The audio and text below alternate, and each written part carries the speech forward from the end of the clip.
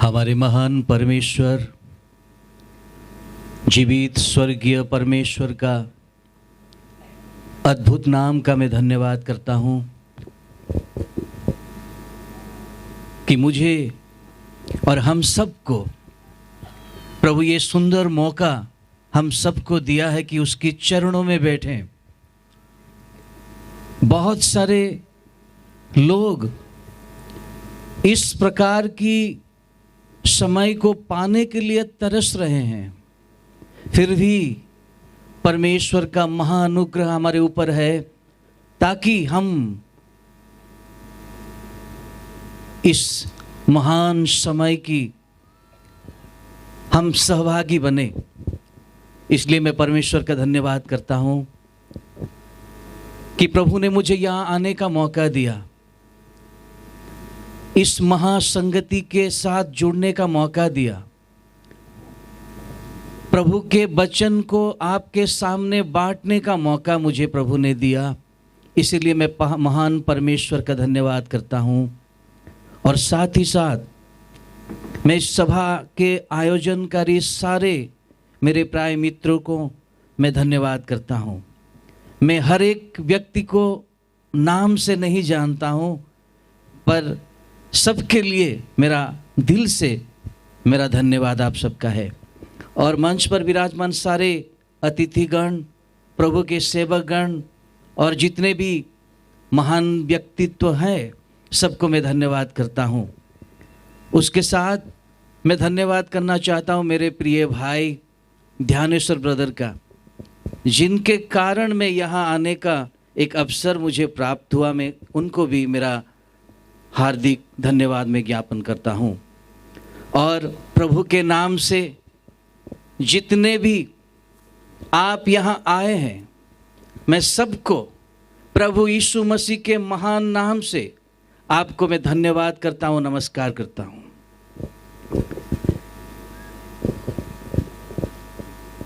हम उस परमेश्वर का आराधना करते हैं, उस परमेश्वर की हम स्तुति करते हैं जिनका वर्णन हम इतनी आसानी से नहीं कर सकते। हम उनके बारे में जानना, हमारा जीवन बीत जाएगा, लेकिन हम परमेश्वर का पूर्ण रूप से हम नहीं जान सकेंगे। वो वैसा परमेश्वर है, वो ऐसा परमेश्वर है जो सारे चीज़ों को वो बनाया है। हम जो भी चीज़ें देखते हैं, चाहे वो पृथ्वी पर हो, चाहे वो पृथ्वी पर ना हो और कहीं भी हो, वो सारे चीज़ें परमेश्वर ने बनाई है। बाइबल में ये लिखा हुआ है कि उनके बिना ऐसा कोई भी चीज़ नहीं जो बना हुआ है। हम उस परमेश्वर की आराधना करते हैं, हम उस परमेश्वर की हम विश्वासी हैं। मैं यहाँ पर जितने भी बैठे हैं सबको धन्यवाद करता हूँ। आप किसी भी कलीसिया को आप चले जाइए, किसी भी सभा को चले जाइए, भारत में या सारे पृथ्वी में पुरुषों को ज़्यादातर प्रथम स्थान दिया जाता है, नाम भी उन्हीं का ही आगे आता है। पर किसी भी सभा को आप चले जाइए, महिलाओं का संख्या बहुत ज़्यादा होता है। आप चाहे तो ताली बजा सकते हैं अपने आप के लिए। प्रभु करे कि स्वर्ग में भी आपका जगह बहुत हो। प्रभु हमसे, मैं जिस परमेश्वर के बारे में अभी बोल रहा था, वो परमेश्वर को हम जानते हैं। और वही परमेश्वर जिसका नाम ही आश्चर्य है, His name is wonderful।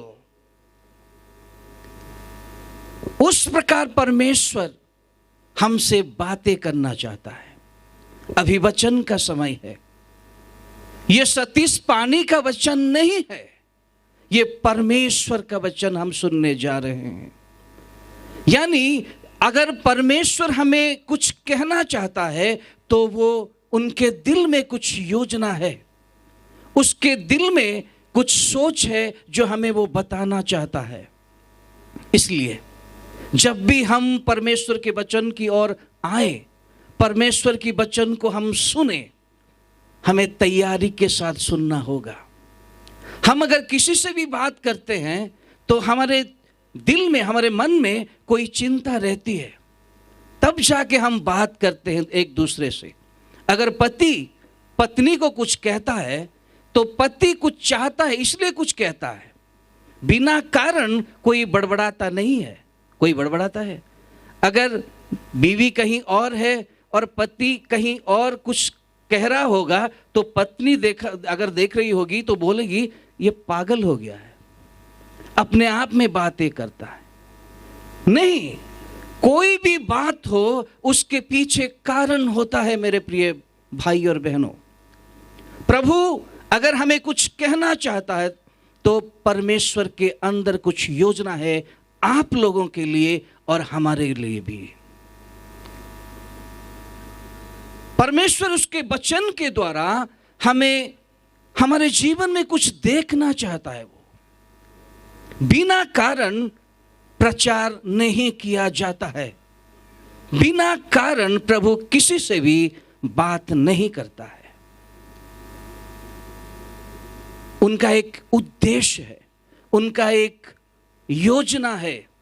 यहां हम जितने भी बैठे हैं, आप समझ लीजिए कि हम खुद से इस मीटिंग पर नहीं आए हैं। अगर भी आए हैं तो इसके पीछे परमेश्वर का योजना है, और एक ही बात वो आपसे कहना चाहता है, और एक ही बात वो आशा करता है हमारे जीवन में। परमेश्वर हमारे जीवन में कुछ बदलाव दिखना चाहता है इस सभा के द्वारा, इस मीटिंग के द्वारा। इस मीटिंग का नाम है आत्मिक जागृति।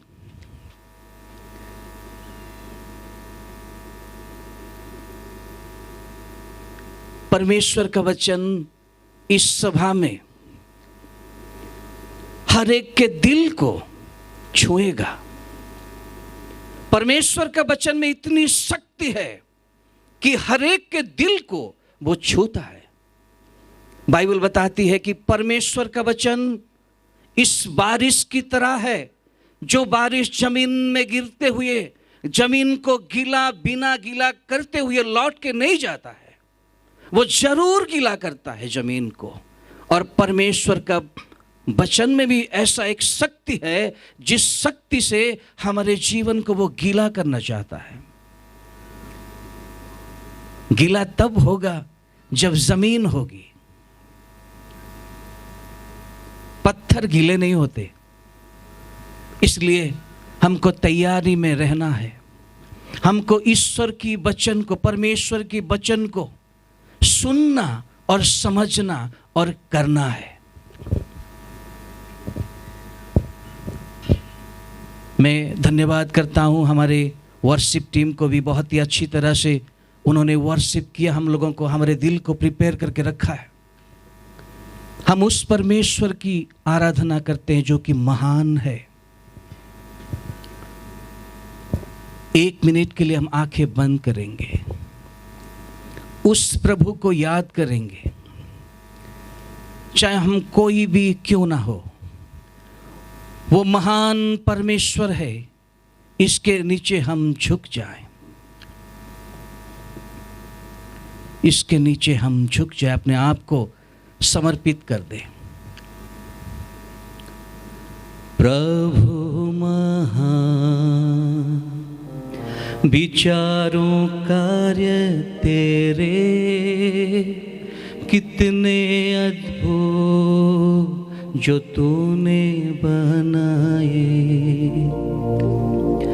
देखो तारे, सुनो गर्जन भयंकर, सामर्थ तेरी सारी भूमंडल पर।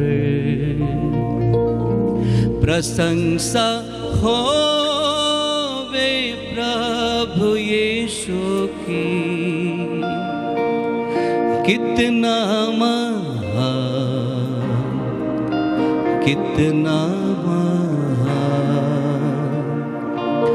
प्रशंसा होवे प्रभु यीशु यीशु की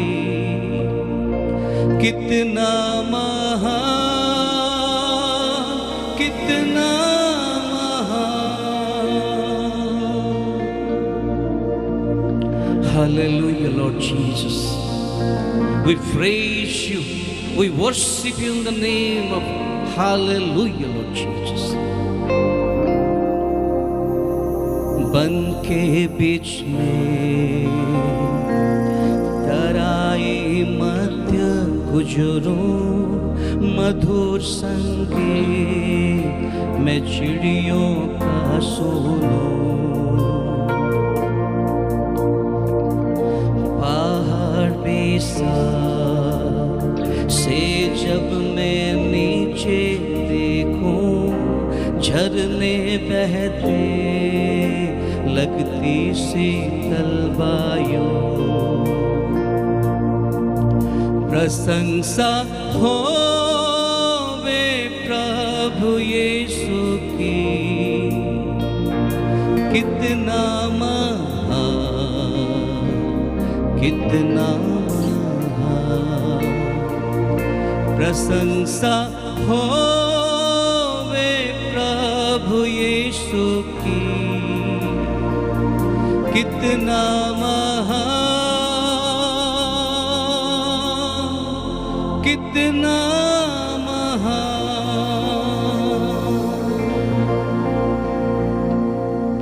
Hallelujah, Jesus, thank you. Hallelujah, Lord Jesus, thank you. परमेश्वर तेरे नाम का धन्यवाद करते हैं, परमेश्वर तेरे नाम का स्तुति करते हैं। तेरे वचन से हर एक दिल को छू ले लो जीसस, थैंक यू।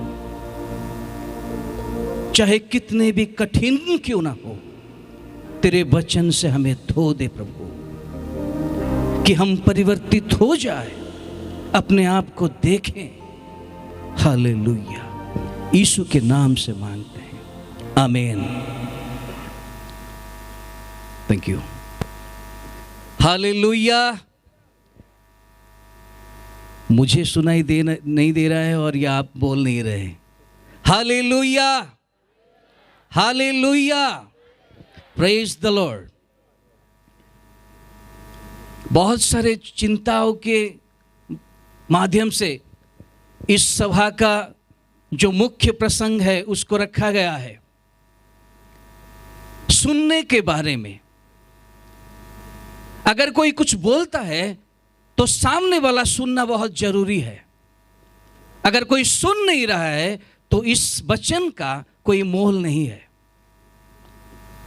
पर आज हम थोड़ा सा और कुछ बातें करेंगे और कल हम वो सुनने के बारे में बात करेंगे, पर उसी संदर्भ में। हमारा जो विषय है प्रकाशित वाक्य, उसका 3 अध्याय, उसका 6 पद। प्रकाशित वाक्य को कई तरीके से इस्तेमाल किया जाता है प्रचार के द्वारा। बहुत सारे प्रचारक इसको डराने के लिए भी प्रचार किया जाता है प्रकाशित वाक्य को, और कभी कभी ना समझने के कारण हम ठीक से प्रचार भी नहीं कर पाते हैं। पर प्रकाशित वाक्य हमें जीवन देने वाला एक वाक्य है। प्रकाशित वाक्य हमें सुधारने वाला एक वाक्य है। प्रकाशित वाक्य से कलीसिया तैयार होने के लिए ये सारी चीजें वहां लिखी गई है। बहुत सारे चीजें हैं, पर 1 से 3 अध्याय तक 7 कलीसियों के बारे में लिखा गया है, कि 7 अलग अलग प्रकार के कलीसिया के बारे में, और 7 कलीसिया में 7 अलग अलग प्रकार के समस्या है, प्रॉब्लम्स है। और प्रभु उन लोगों को और कलीसिया को ये प्रॉब्लम दिखाते हुए कुछ कहता है, और उसके बाद उसका समाधान भी उनको बताते हैं। सिर्फ समस्या नहीं बताते, पर उसका समाधान भी उनको बताते हैं। अगर हम प्रकाशित वाक्य के ही अगर 3 अध्याय को देखेंगे तो उसमें एक कलीसिया के लिए बोला गया है, वो है पहली सारदीस की कलीसिया। मैं ज्यादा डॉक्ट्रिन की बात नहीं करूंगा, क्योंकि हम हर तरह के लोग यहाँ हैं। हम कुछ सेवकाई लोग वे हैं जो हमको ज्यादा पता है प्रकाशित वाक्य क्या है, पर हम ज्यादा ना जानने वाले भी थोड़ा बहुत है यहाँ। तो हम आसान तरीके से परमेश्वर का वचन हमें क्या आज कहना चाहता है उसको हम सुने। सारदीस एक कलीसिया है जो कि प्रकाशित वाक्य में 7 कलीसियों को चुना गया है उसे स्थान देने के लिए, उसमें से एक है। और 7 कलीसिया, एक 7 जो संख्या है वो एक कंप्लीशन, हम हिंदी में क्या बोलेंगे उसको, कंप्लीशन, पूर्णता। प्रकाशित वाक्य को 7 का पुस्तक भी कहा जाता है, द बुक ऑफ 7। बहुत सारी चीजें हैं पर हम उस पर ध्यान नहीं देंगे। परमेश्वर का वचन आज मुझे क्या कह रहा है, मेरे कलीसिया को क्या कह रहा है, तो इसमें हम 1 और 2 वचन को पढ़ेंगे। किसी और पढ़ेंगे या मुझे ही पढ़ना होगा? ओके, 1 और 2, 3, 1 and 2। प्रगटीकरण याचा 3रा अध्याय आणि 1 आणि 2 वचने। सार्दिस येथील ख्रिस्ती मंडळीला पत्र, सार्दिस येथील मंडळीच्या दूताला लिही, ज्याच्याजवळ देवाचे 7 आत्मे आहेत व 7 तारे आहेत, तो असे म्हणतो, तुझी कृत्ये मला ठाऊक आहेत, तू जिवंत आहेस असे तुझ्याविषयी म्हणतात, पण तू मेलेला आहेस। जागृत हो आणि जे मरणाच्या पंथास लागले आहेत ते सावरून धर, कारण तुझी कृत्ये देवाच्या दृष्टीने पूर्ण अशी माझ्या पाहण्यात आली नाहीत। देव आपल्या वचनावर आशीर्वाद दे। Thank you. सारदी एक कलीसिया है, जिस कलीसिया के बारे में बाइबल में लिखा हुआ है ये पवित्र आत्मा का वचन है सीधा। उस दिन सारदी के लिए था, आज हमारे लिए है। उस दिन सारदी की कलीसिया के लिए था, कलीसियों के लोगों के लिए था, आज हमारे लिए है। ये वचन हम सब समझे, हम किस प्रकार के लोग हैं कोई बात नहीं, पर ये वचन मेरे लिए है। प्रभु ये कहता है कि तुम जीवित तो हो, पर हो मरा हुआ। ये एक अलग प्रकार की एक वाक्य है। जीवित भी हो और मरे हुए भी हो। आप समझ रहे हो ना? सबको हिंदी समझ में आ रहा है? तो पीछे बैठे जितने भी माँ और बहनें हैं, आपको समझ में आ रहा है? और मेरा हिंदी तो थोड़ा अलग ही हो रहा होगा, कि समझ में आ रहा है? Okay, thank you so much. एक कलीसिया को कहा जा रहा है, किसी और को नहीं। कलीसिया वो है जो प्रभु को जानने वाला, कलीसिया वो है जो प्रभु की आराधना करता हो, कलीसिया वो है जो प्रभु के आगे जितनी भी परंपरा है वो सब पालने वाला हो, वो कलीसिया है। हम भी किसी ना किसी कलीसिया से तो आए हैं, चाहे बड़े हो या छोटे हो। प्रभु उस दिन सारदी की कलीसिया को कहता है कि तुम जीवित तो हो, पर हो मरे हुए। ये मरा हुआ क्या है? मैं सारदी की कलीसिया के बारे में कुछ भी नहीं बताऊंगा आज, क्योंकि हमें डॉक्ट्रिनल कोई भी बात हम नहीं करेंगे, पर प्रैक्टिकल बात करेंगे जो कि हमारे जीवन में घटता है। ये मरना क्या है और ये जीवित रह के मरना। प्रभु एक कलीसिया को कहता है, एक विश्वासी को कहता है। हम सारे जितने भी बैठे हैं, हम विश्वासी हैं।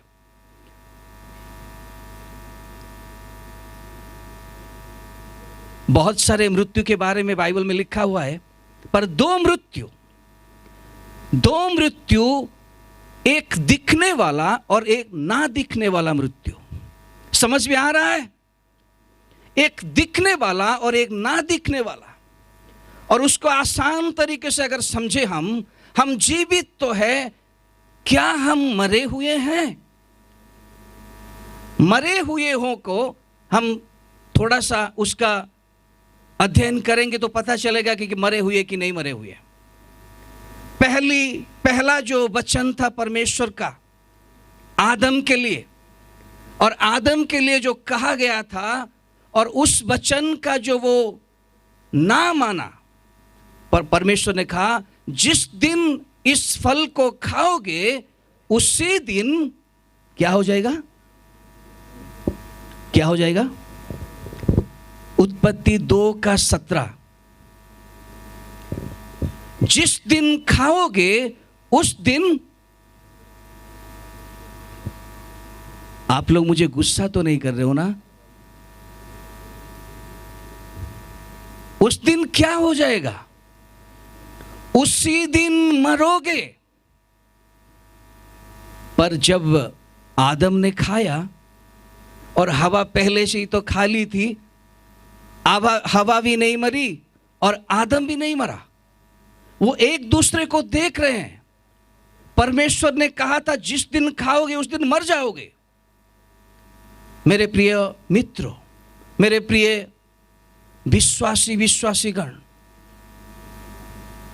वो लोग एक दूसरे को देख रहे हैं, वो मरे नहीं हैं, और वो सोच रहे होंगे कि हमने जो बताया है वो सही बता रहा था कि जिस दिन खाओगे हम लोग मरेंगे नहीं। एक दूसरे को देखने से, आदमी को देखने से वो तो जीवित रहता है, तो फिर मरा हुआ कैसा हुआ? परमेश्वर ने उनको बोला था जिस दिन खाओगे उसी दिन मर जाओगे। दृष्टिकोण, हम जब अपने आप को देखते हैं, एक दूसरे को देखते, एक दूसरे को देखते हैं, तो हम जीवित तो है, पर परमेश्वर की दृष्टि से जब देखोगे तब मरे हुए देखोगे। आदम जब खुद को परमेश्वर की नजर से देखा तब वो लगा कि वो मर गया। वो ऐसे कलीसिया के बारे में बोल रहा है। आदम हवा के दृष्टि से तो जीवित था, हवा आदम के दृष्टि से तो जीवित था, पर परमेश्वर के दृष्टि से वो लोग मरे हुए थे। क्यों? एक आदमी और एक विश्वासी मरता कैसा है? मैं वो जो दिखने वाला मौत, इसके बारे में नहीं बोल रहा हूं, दिखने वाला मृत्यु के बारे में नहीं बोल रहा हूं। अगर हमारे गांव में तो कोई मर गया तो रातों रात तो खबर हो जाती है ना, आजकल तो व्हाट्सएप भी है कि रातों रात खबर हो जाती है, पर विश्वासियों की मरना पता नहीं चलता है। मैं आत्मिक मृत्यु की बात कर रहा हूं मेरे प्रियो। वो कलीसिया है जो परमेश्वर का आत्मा उनसे कहता है कि तुम जीवित तो हो दिखने को, पर हो मरे हुए। ये सब बहुत कठिन है, पर विश्वास करना होगा। परमेश्वर के सामने अगर हमारा समस्या दूर करने के लिए अगर हम आए हैं तो हमारे खामियां को हमें मानना होगा। जब तक नहीं मानेंगे तब तक हमारा सुधार नहीं होगा। हम जब किसी मैकेनिक के पास जाते हैं तो हमारे जो गाड़ी है, चाहे मोटरसाइकिल हो, कार हो, हम अपना खामियां बताते हैं, ये प्रॉब्लम है, ये प्रॉब्लम है, ये प्रॉब्लम है। जब हम डॉक्टर के पास जाते हैं तो मैं बहुत अच्छा हूं कहने के लिए हम डॉक्टर के पास नहीं जाते हैं। हम जाते हैं अपनी जो खामियां है, मुझ में जो प्रॉब्लम्स है, वो प्रॉब्लम लेके हम डॉक्टर के पास जाते हैं, हम मैकेनिक के पास जाते हैं। परमेश्वर के पास अपनी वीकनेसेस को, अपनी दुर्बलता को लेके आना, वो हमारा समाधान का कारण है। मृत्यु के बारे में हम बात कर रहे हैं। एक विश्वासी जिसका कोई पता नहीं चलता कि वो जीवित है कि मृत है, क्योंकि ये कलीसिया के लिए वचन है। किसी गैर कलीसिया के लोगों के लिए नहीं, परमेश्वर को ना जानने वाले को लिए नहीं, पर परमेश्वर को जानने वालों के लिए है। एक दूसरा भी एग्जाम्पल है, बहुत आसान एग्जाम्पल है। उड़ाऊ पुत्र, आप जानते हैं सब। जब वो लौटा तो उनके पिताजी, उनके फादर क्या कहता है उनके दासों को? मेरा बेटा मर गया था, अब लौट के आया। मरा हुआ कैसे लौट के आ सकता है?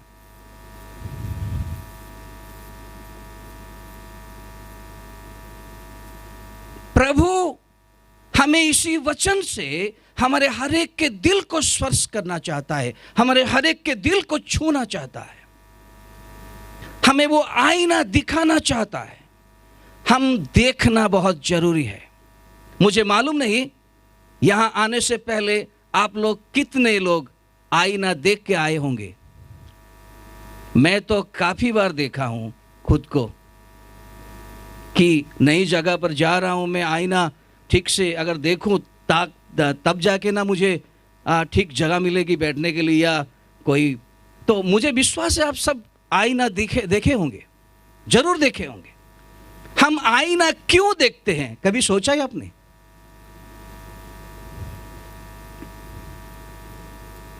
आईना हम सिर्फ अपने खूबसूरत चेहरे को देखने के लिए ही नहीं, पर आईना हमारे जो खामियां है उसको ठीक करने के लिए हम आईना देखते हैं। इस विश्वास के साथ आज के बाद आईना देखना शुरू कर दीजिए। और आईना का बहुत बढ़िया गुण है। मेरे तो अभी अभी सफेद हो रहे हैं बाल, और जब सफेद बाल को देखना चाहता हूं मैं तो आईना के करीब में जाता हूं जल्दी। आपको अंदाजा होगा, आप आईने के पास तब जाते हैं जब आपको कोई बारीकी से कोई चीज को देखना होता है। सही है कि नहीं है? दूर दूर से तो देखते हैं हम, तो पुरुष लोग बहुत सैलून जाते हैं। मुझे 100% विश्वास है कि जब सैलून में जाता हूं तो मुझसे ज्यादा मैं किसी और को नहीं देखता सैलून में, आईने में। ठीक है कि नहीं है? मैं इसलिए बता रहा हूं कि सैलून की प्रचार नहीं कर रहा हूं। मैं खुद को देखने के लिए आप लोगों को मदद करना चाहता हूं। जो बाइबल हमें बताती है कि खुद को देखने के लिए जितना हम वचन के करीब जाएंगे उतना हमें हमारा खामियां हमको दिखेगा, और खामियां को स्वीकार करना होगा। जब मैं आईना देखता हूं मेरा बाल इधर उधर है तो मैं वैसे आईने से बाहर नहीं जाता हूं कभी। मुझे पहले ठीक करना होता है, उसके बाद मैं आईना छोड़ता हूं। परमेश्वर का वचन हमें हमारा खामियां दिखाता है। हम परमेश्वर के पास इस कारण आते जल्दी जल्दी, जो कि हमारे शारीरिक कुछ अभिलाषा है, शारीरिक कुछ आवश्यक चीजें हैं, तो हम जल्दी परमेश्वर के पास आते हैं। पर मरकुस 2 अध्याय में एक लकवे की रोगी को कुछ लोगों ने यीशु के पास लेकर गए। आप जानते हैं इस कहानी को। उन लोगों ने उठा नहीं सके तो उन 4 लोगों को सहायता ली, 4 लोगों की सहायता ली, और 4 लोगों ने उनको उठाया और वो गए। रास्ते में भीड़ था, जगह नहीं था घर में। उन्होंने छत के ऊपर गए वो, और छत को भी उन्होंने तोड़ दिया और यीशु के पास ले गए। क्या जरूरत था कि वो लकवे का रोगी की चंगाई, ठीक, लकवे की रोगी की चंगाई के लिए वो लोग इतनी कठिन परिश्रम कर रहे हैं, इतनी जोर लगा रहे हैं, पर इनका ये विश्वास था जो काम कर गया। पर कैसे काम कर गया मैं वो बताना चाहता हूं। 2 तरीके से उनका विश्वास काम कर गया। प्रभु ने उस लकवे की रोगी को पहले क्या कहा? मैं बीच बीच में थोड़ा सा सवाल कर देता हूं, मुझे माफ करना। परमेश्वर ने, प्रभु यीशु ने इस लकवे के रोगी को पहले क्या कहा? वो तो गए थे चंगा होने के लिए, क्या कहा? जी हाँ, हे मेरे बेटे, तेरे पाप क्षमा हुए। वो तो अपनी चंगाई के लिए गया था ना, तो पाप क्षमा होने का क्या संपर्क था? यह है प्रथम आवश्यक चीजें हमारे जीवन में। हम प्रभु के पास अपने शारीरिक आवश्यकता के लिए हम जल्दी जाते हैं प्रभु के पास, जितना भी हो सके उतना परिश्रम करके प्रभु के पास जाते हैं।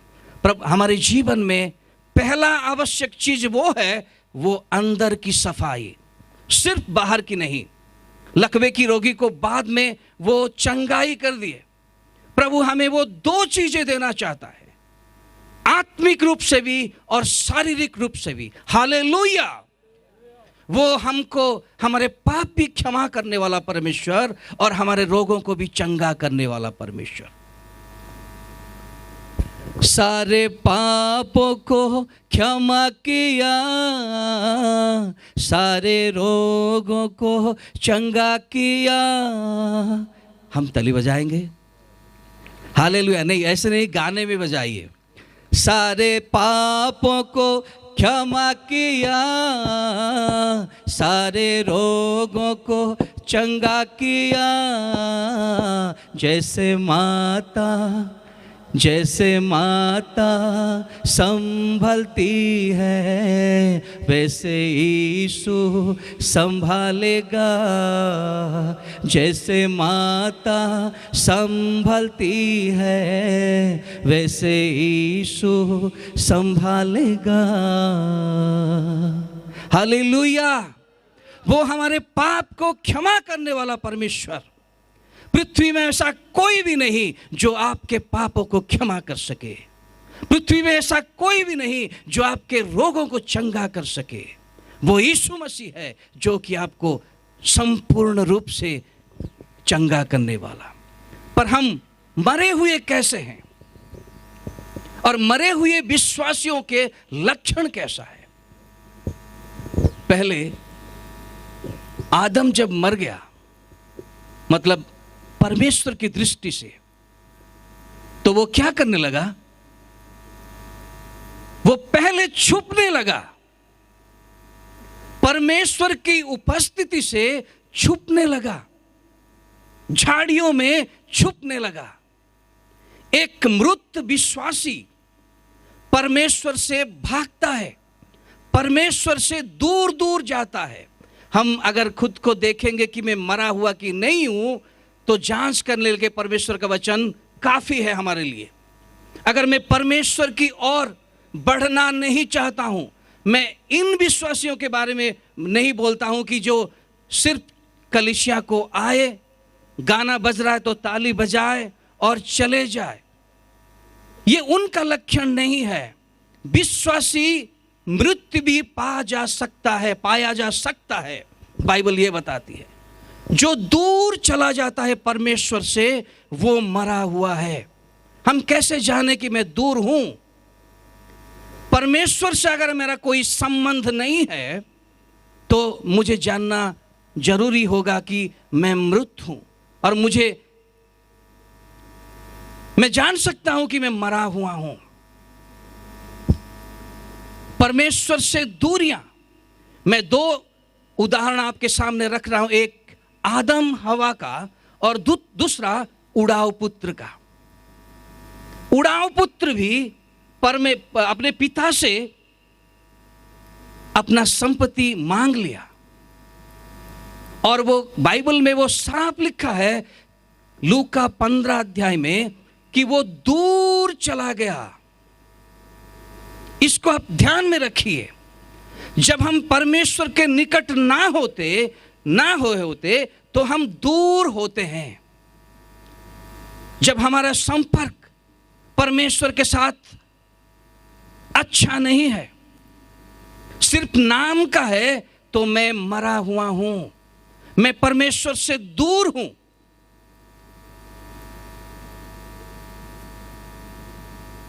और ये अच्छी चीज नहीं है। हम दिखने वाली मृत्यु के बारे में नहीं बोल रहे हैं, हम ना दिखने वाली मृत्यु के बारे में सोच रहे हैं, जो कि सार्दिस की कलीसिया को पवित्र आत्मा स्वयं ये कह रहा है, आज हमारे लिए है। मेरे जीवन में अगर प्रार्थना नहीं है, प्रार्थना परमेश्वर के साथ बातें करना होता है। ऐसे बहुत सारे घर है, ऐसे बहुत सारे परिवार है, हर परिवार में, शायद हर परिवार में पति और पत्नी में थोड़ा बहुत तो होता ही है, ठीक है ना? होता है कि नहीं होता है? हाँ बोल दीजिए, कोई पनिशमेंट नहीं है आपके पास, पनिशमेंट तो कोई नहीं है ना। पहला लक्षण क्या होता है जब हम पति पत्नी आपस में झगड़ते हैं? हम कुछ दिनों के लिए, कुछ समय के लिए हम बातें नहीं करते। आपको अच्छा नहीं लगता है बात ना करने का, पर मन नहीं है बात करने के लिए। ये बात ना करना ये दूरियां पैदा करती है। बात ना करना दूरियां पैदा करती है, और इसके कारण बहुत बड़ी घटना घर में होती है। परमेश्वर के साथ भी बात ना करते हुए हम सालों साल बिता देते हैं और हमें पता नहीं चलता।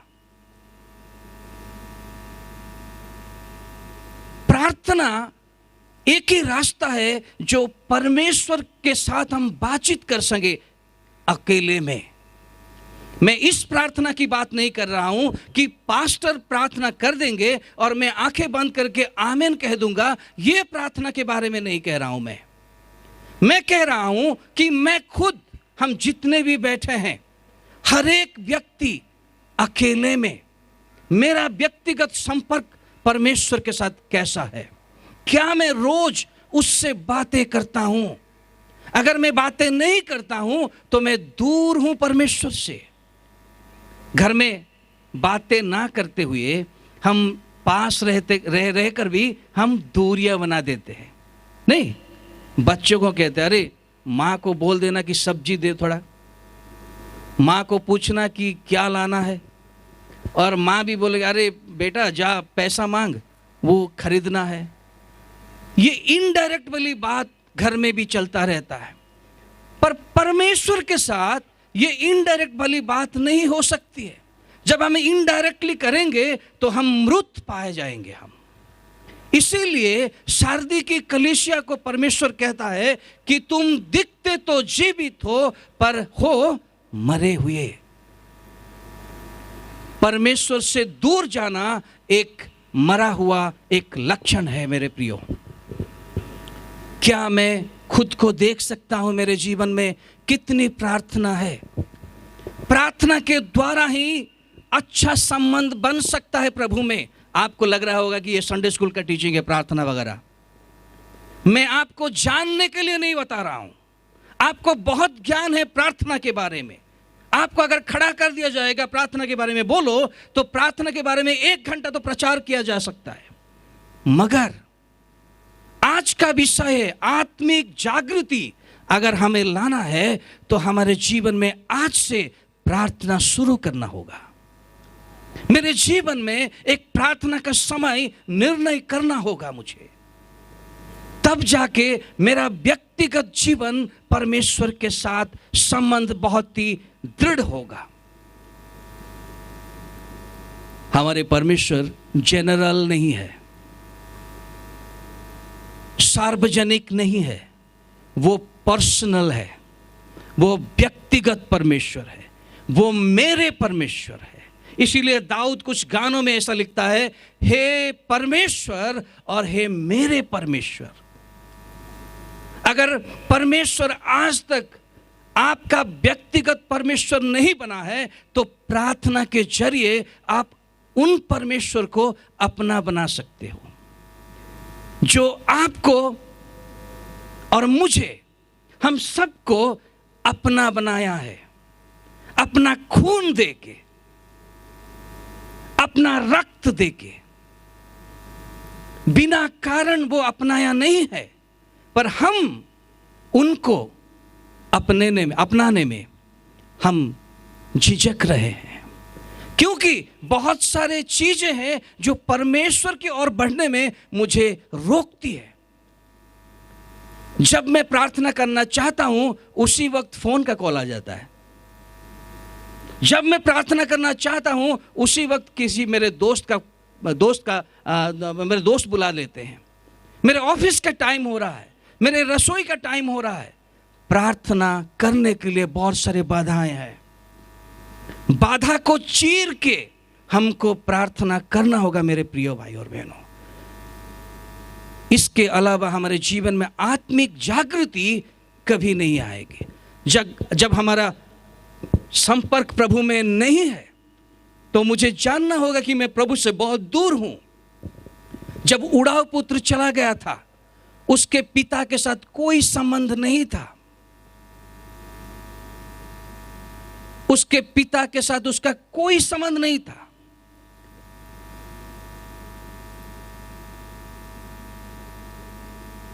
अगर वो दूर है तो वो मरा हुआ था।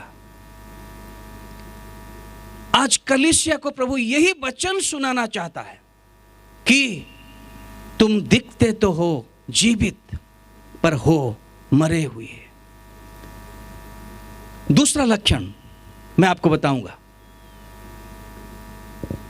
आदम को जब परमेश्वर ने पूछा, आदम फल खाने के बाद तो परमेश्वर की दृष्टि से मर गया।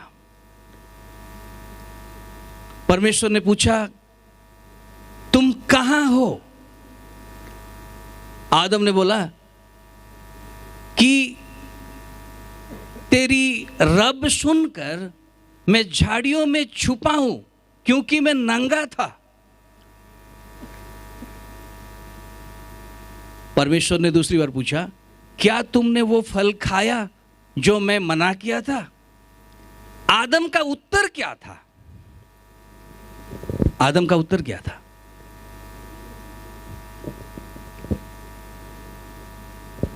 आदम का उत्तर यह था कि जिस स्त्री को तूने मेरे लिए दिया है उसी स्त्री ने मुझे दिया, तब जाके मैंने खाया। बारीकी से सुनिएगा।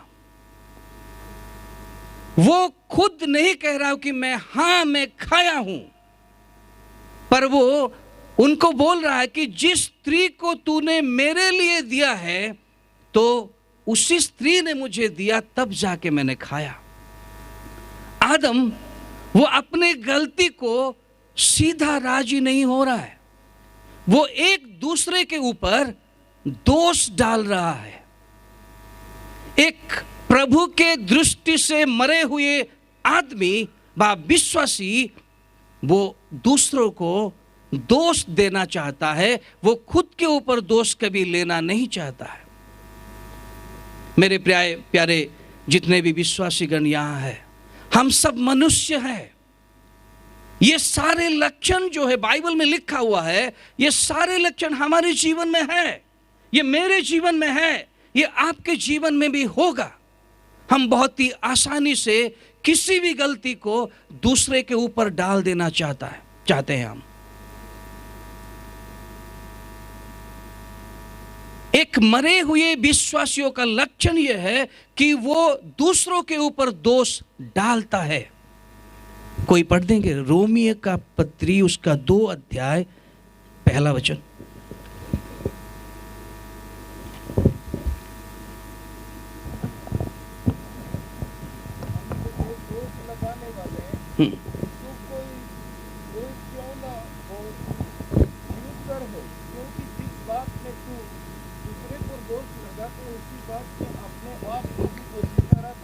ओके, तेव्हा हे मानवा, हाँ, मराठी में पढ़तो, थँक यू मराठी। दोष लावणारा कोणी असलास तरी तू स्वतःला तुला सबब नाही, कारण ज्यात तू दुसऱ्याला दोष लावतोस त्यात तू स्वतःला दोषी ठरवितोस, कारण दोषी ठरविणारा तूही त्याच गोष्टी करीतोस।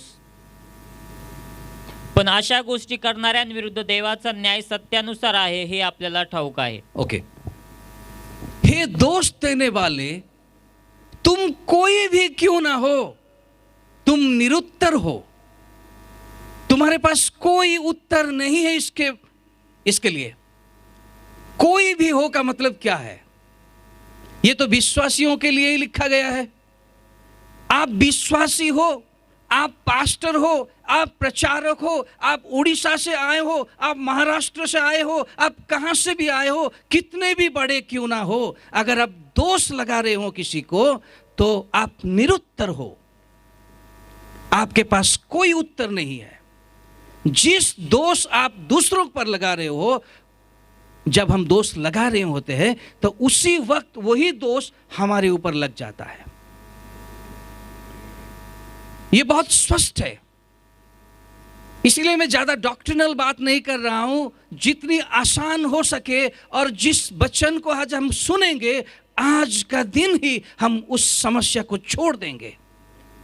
इसलिए और हमारा आत्मिक जागृति आरंभ हो जाएगा। मेरे प्रिय प्रभु के लोग, प्रभु के दास दासियों, पवित्र आत्मा हमारे ऊपर है, पवित्र आत्मा हमारे बीच में है। हमें वचन कहना चाहता है कि अगर हम किसी को दोषी ठहराते हैं तो वो दोष हमारे ऊपर आता है।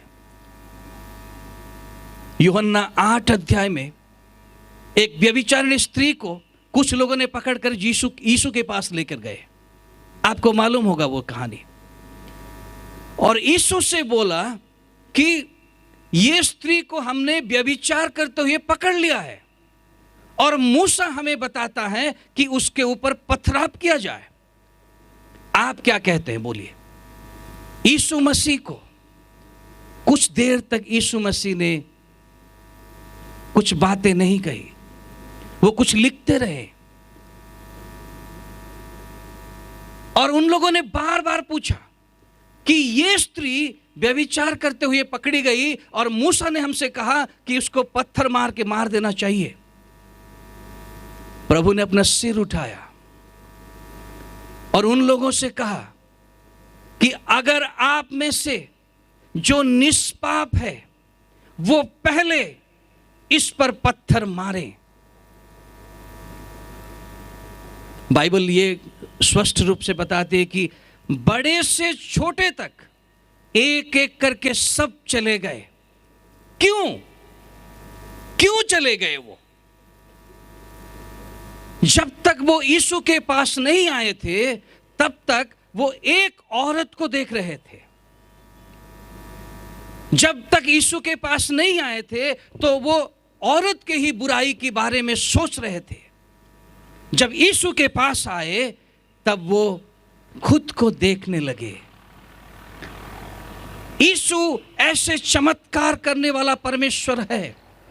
परमेश्वर सिर्फ आपकी भलाई के बारे में नहीं बताएंगे, पर आपके बुराई के बारे में भी बताएंगे, ताकि हम उस बुराई से निकल जाए। क्योंकि परमेश्वर का लक्ष्य तो अलग है ना। वो सिर्फ हमें जीवन नहीं देने आया था, वो हमें अनंत जीवन देने आया था। हालेलुया। जब तक हमारा अंदर की बात सफाई नहीं होगी, वो अनंत जीवन का हकदार हम नहीं हो सकेंगे। प्रभु हमें सफाई करना चाहता है, प्रभु हमें उद्धार करना चाहता है। इसीलिए देखने के लिए एक प्रिंसिपल है, देखने के लिए एक नीति बाइबल में लिखा हुआ है। मत्ती उसका 1 से 7 तक पूरा नहीं पढ़ेंगे, पर मैं बता देता हूं आपको। Hallelujah, hallelujah. प्रभु आपके जीवन में जितने भी बुराइयां हैं वो साफ करने वाला है परमेश्वर। हमको आत्मिक रूप से जागृति करेंगे वो। हम आसानी से, हमारे जो 2 आंख है, हम दूसरे को देखते हैं, और ज्यादातर हम अगर किसी दूसरे को देखते हैं तो हमें ज्यादातर बुराइयां नजर आती है, अच्छा या बहुत कम नजर आता है। ठीक है कि नहीं है? अगर मेरे सामने कोई बड़ा सा घर भी बना देता है तो मुझे उनके घर में वो कलर सा ना जो ठीक नहीं था, थोड़ा सा मुझे कुछ कमियां जरूर दिखती है। इतना साफ है हमारा आंख। बुराई देखने के लिए हमारा आंख बहुत ही साफ है, मरने तक इसका ऑपरेशन नहीं करना पड़ता है। बाइबल में एक प्रिंसिपल है हम एक दूसरे को कैसे देखते हैं? जब हम दूसरे को देखते हैं, हमें दिखता क्या है? दूसरे के आंख में हमें दिखता क्या है? आप लोग बहुत साइलेंट में बैठे हो, मुझे बहुत आनंद आ रहा है।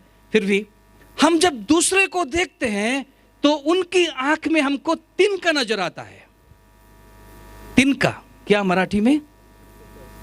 आप बोल दीजिए माइक्रोफोन में, तो सबको पता मालूम कि पता होगा सबको। कुसळ, आपण दुसऱ्याच्या डोळ्यातलं कुसळ पाहतो पण आपल्या डोळ्यातलं मुसळ। Praise the Lord, hallelujah. अगर हम दूसरे के आंख में देखेंगे तो हमको तिनका नजर आएगा। तिनका बहुत छोटी चीज होती है। हम जब ड्राइविंग करते हैं तो कोई छोटा बड़ा तिनका गिर जाता आंख में तो ऐसे भी हम करके निकल जाते हैं हम लोग रास्ते से। पर जब मैं मेरे खुद के आंखों में देखूंगा तब क्या दिखता है मुझे? लट्ठा। लट्ठा ना? यस। अपने आंख में लट्ठा। लट्ठा मतलब बहुत बड़ा लकड़ी। जो ओडिया बाइबल में है, वो ओडिया बाइबल में ऐसे लकड़ी के बारे में वो बताती है कि घर, आजकल तो बहुत कंक्रीट के घर हो गया ना, तो उसको अभी पता नहीं चल रहा होगा। तो घर के सेंटर में एक बहुत बड़ा लकड़ी होता है और उस लकड़ी के ऊपर सारे छोटे छोटे लकड़ियां उसके ऊपर टांग दिया जाता है और उसके बाद घर तैयार होता है। वो वाला लकड़ी, जो बीच वाला मोटा वाला लकड़ी, उसको लट्ठा कहते हैं। हमारे आंख में लट्ठा है, पर मैं एक दूसरे के तिनके को देख रहा हूं और मैं कह रहा हूं कि भाई मेरे पास आ, मैं तेरे तिनका निकाल दूंगा। जब इस तरह की प्रचार मैं भी करता हूं तो मुझे भी डर लगता है, मुझे भी भय लगता है कि कहीं मेरे आंख में तो वो लट्ठा नहीं है। प्रभु हमारे सारे जीवन में अगर एक दूसरे को देखोगे, अगर देखेंगे हम यहां भी, तो एक दूसरे के आंख में हम तिनके पाएंगे। पर खुद के आंख में अगर देखना चाहेंगे हम लोग तो लट्ठा मिलेगा। मेरे प्यारे मित्रों, खुद को देखना सीखना होगा हमें। और क्या? खुद की बुराई। प्रभु तो हमारे जीवन के कमियां दूर कर देते हैं, पर प्रभु हमारे खामियां भी दूर करते हैं। इसको ध्यान में रखना होगा। प्रभु उस व्यक्ति को ग्रहण करते हैं जो कि करग्राही था। उन्होंने बोला कि प्रभु मैं पापी हूं, तब जाके प्रभु ने इसे ग्रहण किया। मृत व्यक्ति वो है जो एक दूसरे के ऊपर दोष लगाता है। मृत व्यक्ति वो है जो परमेश्वर से दूर चला जाता है, जिसके जीवन में प्रार्थना नहीं है, जो परमेश्वर से छिपा हुआ गिरता है, जो कि उसके पास समय नहीं है प्रार्थना को जाने के लिए, उसके पास समय नहीं है कलीसिया को जाने के लिए। पास्टर कितना भी बुला क्यों ना ले, वो चर्च जाने के लिए उसके पास समय नहीं है। वो दूर भागता है परमेश्वर से, वो छिपता है अपनी बचाव करने के लिए। और तीसरी बात, जो परमेश्वर से दूर जाता है और परमेश्वर से जो मृत्यु, परमेश्वर के दृष्टिकोण से वो अपना खुद का इच्छा साधन करता है। वो परमेश्वर के वचन के अधीन रहना उसको पसंद ही नहीं है, क्योंकि मीठा तो वचन शैतान का भी है। परमेश्वर ने कहा इस फल को मत खाओ मर जाओगे। शैतान ने कहा खाओ मरोगे नहीं। बोनस भी था, हाँ बोनस भी था। क्या? ओरे बाप रे, तुम परमेश्वर के समान हो जाओगे। किसको लोभ नहीं होगा? आप लोगों को भी तो होगा, मुझे भी होगा। अरे मैं परमेश्वर के जैसे बनूं या मैं मर जाऊं, वही फल खाने से। शैतान हर वक्त मीठी आवाज में बात करता है, चतुराई से बात करता है, आपके पास होगा, आपको मालूम नहीं होगा। परमेश्वर से वो खींच के ले जाएगा आपको, परमेश्वर की उपस्थिति से आपको खींच के ले जाएगा। जब हम दूर जाते हैं, जब हम शैतान के वचन को सुनते हैं, प्रभु की अनुग्रह हो तो हम कल सुनने के बारे में बातचीत करेंगे, इसलिए ज्यादा मैं सुनने के बारे में नहीं बोल रहा हूं। पर सारदी की कलीसिया को परमेश्वर ने चेतावनी दी कि तुम दिखते तो हो जीवित जैसा, पर हो मरे हुए। मुझे विश्वास है आज का वचन हमें आईना दिखा रहा होगा कि मेरे जीवन में मैं एक विश्वासी हूं, पर मैं जीवित हूं या मैं मरा हुआ हूं। क्या मेरे जीवन में परमेश्वर के साथ अच्छा संबंध नहीं है? क्या मैं परमेश्वर के वचन से दूर भागता हूं? क्या मैं अपने इच्छा से जीवन काटना चाहता हूं, परमेश्वर की इच्छा से नहीं? जो दूर जाता है, वो उड़ाऊ पुत्र जब दूर गया तो वो अपना संपत्ति लेके चला गया। संपत्ति वो सिंपल संपत्ति नहीं था, वो एक साधारण संपत्ति नहीं था, वो अपना अधिकार लेके चला गया। जब भी हम परमेश्वर से दूर जाते हैं, हमारे जो पुत्रत्व अधिकार जो प्रभु ने हमको दिया है अपने खून के द्वारा, वो अधिकार हम लेके चले जाते हैं। इसीलिए यहेजकेल 33वां अध्याय में परमेश्वर का वचन ये कहता है, अगर धर्मी व्यक्ति भी कोई पाप करे तो उसी दिन उनका पाप उसे बचा नहीं पाएगा। परमेश्वर का वचन हमें एक मौका देता है। परमेश्वर का वचन हमें मौका देता है। हम प्रकाशित वाक्य फिर से हम लौटेंगे, 3 अध्याय उसका 2 पद। जागरूक हो, जिसके लिए ये सभा आयोजन किया गया है। ये एक समारोह केवल नहीं है, ये एक फेस्टिवल नहीं है, ये आत्मिक जागृति सभा है। यहां प्रवचन नहीं होता, यहां वचन होता है। हालेलुया। यहां कोई आकर अपना खुद के बारे में नहीं कहता।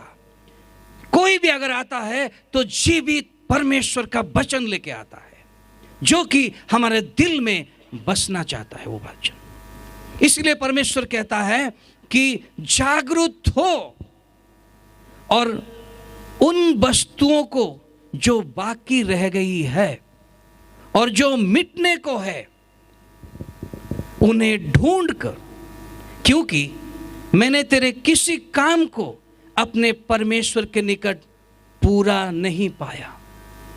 परमेश्वर हमें आधा अधूरा काम, आधा अधूरा विश्वासी का जीवन पसंद नहीं करते। इसीलिए परमेश्वर ने कहा, तेरे सारे मन मुझे दे। सारे हृदय, सारे शक्ति, प्रभु को सब चाहिए। आधा अधूरा नहीं चलेगा। मैं आधा परमेश्वर के लिए हूंगा और आधा किसी और के लिए हूंगा, यह परमेश्वर नहीं चाहता है। इसीलिए परमेश्वर ने कहा, हिंदी बाइबल में तो ऐसा लिखा है कि मैं जलन होने वाला परमेश्वर हूं। I am a jealous God. Odia Bible में थोड़ा सा इसका अर्थ अलग प्रकार का है, मैं उड़िया में बोल दूंगा। स्व गौरव रक्षण, अपना महिमा, अपना गौरव रखने वाला परमेश्वर है। उनके बच्चे किसी और को सम्मानित करें, परमेश्वर को बर्दाश्त नहीं होता है, क्योंकि वो जीवित है। वो हमें जीवन देने वाला परमेश्वर, हम उनको जीवन देने वाले नहीं हैं। इसीलिए हम अगर किसी और को गौरव देते हैं, किसी और की महिमा करते हैं, तो परमेश्वर की अंदर से जलन होती है। ये जलन हम लोगों को जैसे जलन होती है वैसे जलन नहीं है। वो जलन अपना गौरव रखने वाला परमेश्वर है। वो आपको और मुझे एक मौका दे देते हैं कि ढूंढो, क्या कमी रह गई है, और ये कमियां नष्ट होने को है, ये नष्ट हो जाएगा। हम अब जिस अवस्था में है, अगर प्रभु का वचन हमारे बीच में आ रहा है तो हमें ढूंढना होगा कि मेरे जीवन में खामियां क्या है, मेरे जीवन में प्रॉब्लम क्या है। सारदीस के कलीसिया को परमेश्वर का वचन था कि ढूंढो, पूरा होना बहुत जरूरी है, एक संपूर्ण विश्वासी होना बहुत जरूरी है परमेश्वर के सामने। जो संपूर्ण नहीं है वो परमेश्वर की दृष्टि से मरा हुआ है। हमारा जो मुख्य विषय है, जिनके कान है वो सुने कि आत्मा कलीसिया को क्या कहता है। सुनना क्या है? परमेश्वर का वचन। परमेश्वर का वचन मेरे लिए जो है वो मुझे सुनना बहुत जरूरी है। सुनने के लक्षण, सुनने के कारण, सुनने के फायदे हम कल बात करेंगे, पर आज हम खुद को देखेंगे, अपने जीवन में झांक कर देखेंगे कि क्या कमियां रह गई है मुझे। परमेश्वर आज भी इंतजार करके बैठे हैं।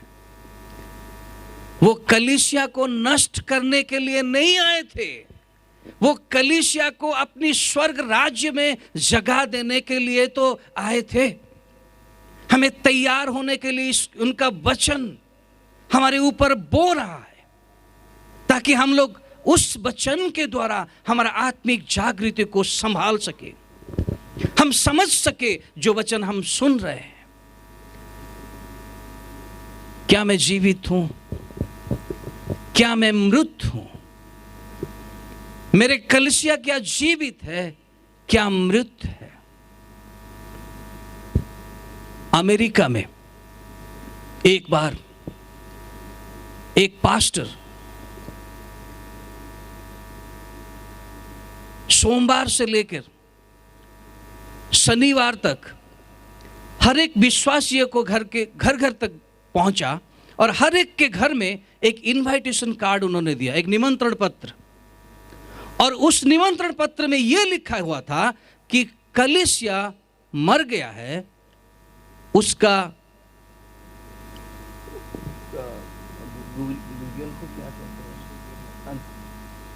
अंतिम, अच्छा, उसका कवर। वो पास्टर उस निमंत्रण पत्र में यह लिखा था कि रविवार के दिन कलीसिया का कवर होगा, आप लोग सब आइएगा। हर एक घर में वो उस निमंत्रण पत्र को भेजा, इस निमंत्रण पत्र को खुद जाकर दिया। जब लोगों ने पढ़ा वो निमंत्रण, तो उन्होंने चौंक गए, कलीसिया में कौन मर गया, कलीसिया में कौन मर गया। कोई बोला अरे पास्टर मर गया होगा, तो दूसरे ने बोला पास्टर तो निमंत्रण देने आया था, वो कैसे मर गया, वो नहीं मरा है, कोई और मर गया होगा, चलो चलते हैं।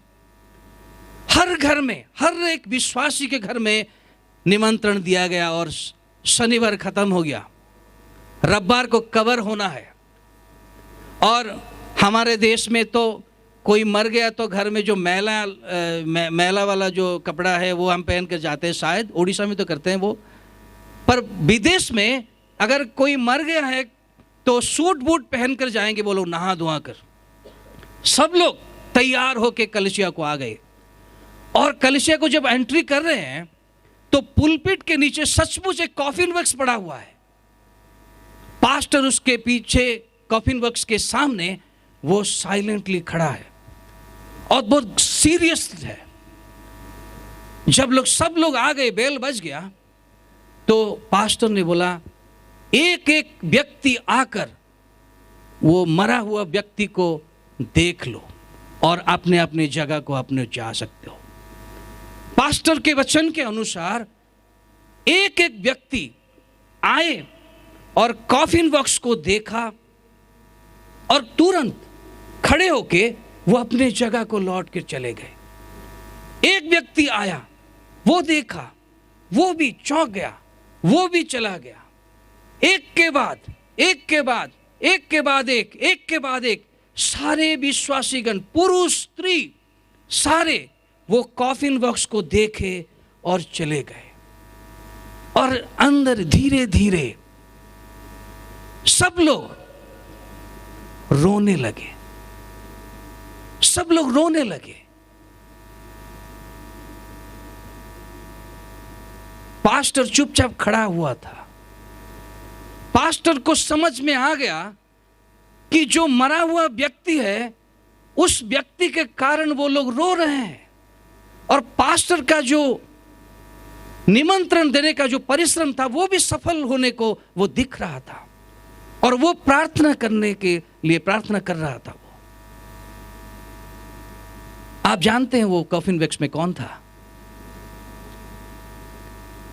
वो कॉफिन बॉक्स में वो सारे लोग थे जितने लोग देखे थे। वो कॉफिन बॉक्स में आईना रखा हुआ था पास्टर ने।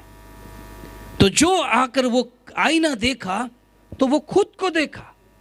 कहां? कॉफिन बॉक्स में। कॉफिन बॉक्स किन लोगों की जगह है? वो मृत लोगों की जगह है। और उस दिन सब विश्वासियों को पता ये चल गया कि मरा हुआ कलीसिया नहीं है, मरा हुआ मैं हूं। I am dead. क्योंकि ये सारे गुण जो मृत के जीवन में होता है वो मेरे जीवन में है। इसीलिए सब रोने लगे। किसके लिए?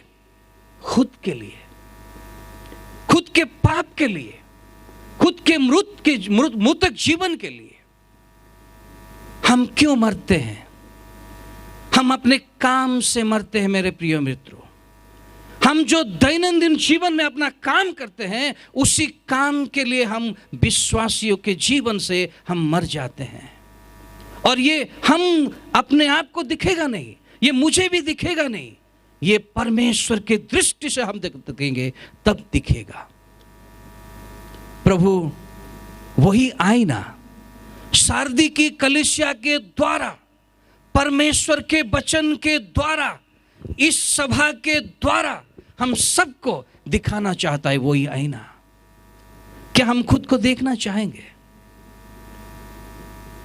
मेरे जीवन में क्या है? क्या मैं सचमुच जीवित हूं परमेश्वर के लिए? इफिसियों उनका 2 अध्याय 1 पद और 5 पद में लिखा है कि हम अपने कामों के लिए मर जाते हैं। हमारा काम ही निर्णय करता है। और ये काम, जो काम हम हर एक दिन अपने हाथों से, अपने मन से, अपने जुबान से करते हैं, वही काम ही हमारा विचार का कारण होगा। प्रकाशित वाक्य में भी लिखा है, जब मैं आऊंगा हर एक को अपने काम के लिए उनके काम का फल दूंगा। ठीक है ना? काम भी मैं आपको बता देता हूं, लोगों के सामने दिखने वाला अच्छाई काम में भी बुराइयां होता है। मत्ती उसका 6 अध्याय 1 पद में लिखा है, जब आप दान करते हो लोगों को तो दिखाने के लिए मत करो। इस दान का कोई मोल नहीं होता है। लोगों के सामने तो वो दिखने वाला हो जाता है, अच्छा लगता है, वो बड़ा दानी व्यक्ति है, पर परमेश्वर ऐसे दान को घृणा करता है। क्रिश्चियन जीवन इतनी आसान वाली जीवन नहीं है। इसलिए तो कहा जाता है कि हम संकीर्ण द्वार से जाने वाले, संकीर्ण द्वार से जाने वाले रास्ता इतना आसान नहीं होता है। आपको इधर भी लग सकता है, इधर भी लग सकता है। बहुत माप तोल के चलना होगा क्रिश्चियन जीवन। अगर जीवित रहना है प्रभु में, तो हमें ये सारे गुण अपने जीवन में रखना होगा। प्रभु अपने वचन के द्वारा हमको छूना चाहता है। क्या हम खुद को देखने की कोशिश करेंगे? अगर खुद को देखने की कोशिश करेंगे, किसी को भी नहीं देखेंगे, तो अपना आंख बंद कर सकते हैं हम लोग। हम प्रार्थना की ओर बढ़ेंगे।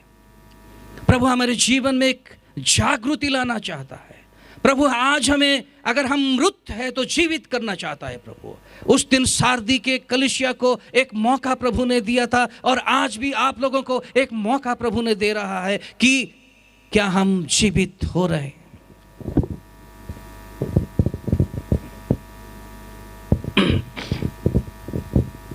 Hallelujah, Lord Jesus, thank you. Hallelujah, Jesus, thank you.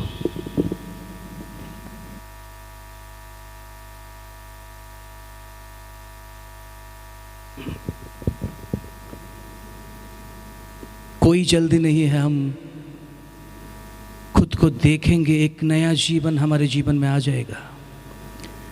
परमेश्वर के वचन में इतनी शक्ति है कि आपके जीवन को वो बदल सकता है।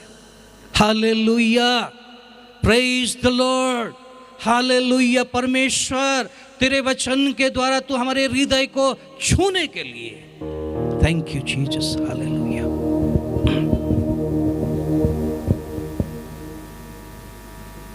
मैंने छोड़ा तुझको, पाप को मैंने ना छोड़ा,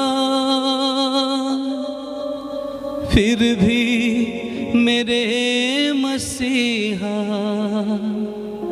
तूने न मुझको छोड़ा, तूने न मुझको छोड़ा।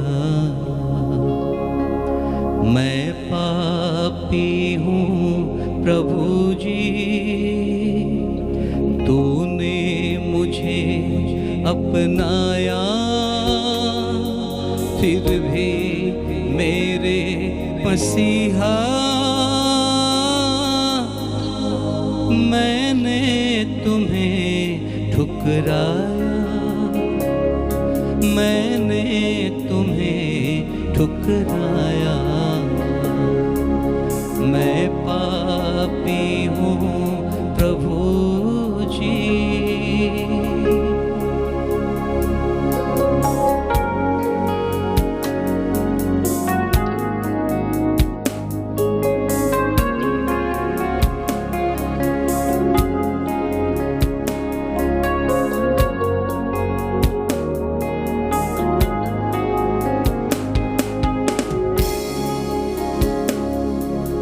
याद आता है मुझको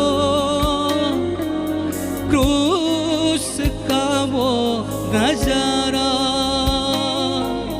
मेरे गुनाहों की खातिर बहती है खून की धारा, बहती है खून की धारा। याद आता है मुझको क्रूस का वो नजारा, मेरे गुनाहों की खातिर बहती है खून की धारा, बहती है खून की धारा।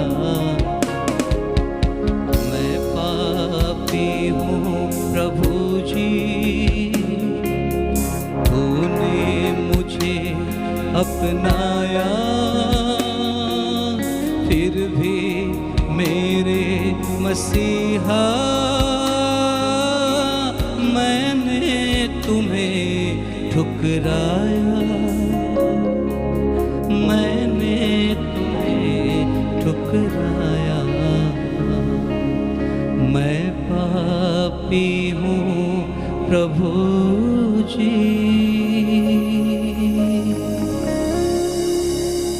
प्यारे परमेश्वर, तेरे दयालु नाम का हम धन्यवाद करते हैं। हम जैसे पापियों को भी तू अपनी संतान होने की अधिकार दिया। हालेलुया लॉर्ड जीसस, तेरे खून से हमको अपना बनाया, फिर भी हम तुझसे दूर दूर जा रहे हैं। ओ लॉर्ड, हमारे वो पाप को क्षमा कर, हमें शुद्ध कर। हम विश्वासी दिखते तो हैं प्रभु, पर हम हैं मरे हुए। ओ लॉर्ड, हमें एक नया जीवन दे दे प्रभु। हम तेरे कलीसिया के अंश बन जाए, फिर से तेरे संतान बन जाए। ओ लॉर्ड जीसस, तेरे वचन के लिए धन्यवाद करते हैं प्रभु। हर एक दिल को तेरे वचन के द्वारा तू धो दिया, इसलिए धन्यवाद करते हैं। सारे महिमा, सारे आदर तेरे नाम से, यीशु मसीह के मधुर नाम से मांगते हैं, आमीन।